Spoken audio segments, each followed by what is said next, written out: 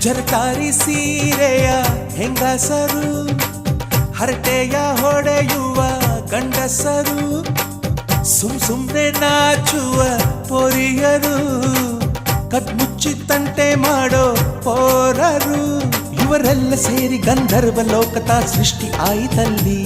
ಚಿಂತೆನ ಮರೆತು ಒಂದಾಗಿ ಬೆರೆತು ಬಾಳೆಂತ ಚಂದವಲ್ಲಿ ಮದುಮಗಳ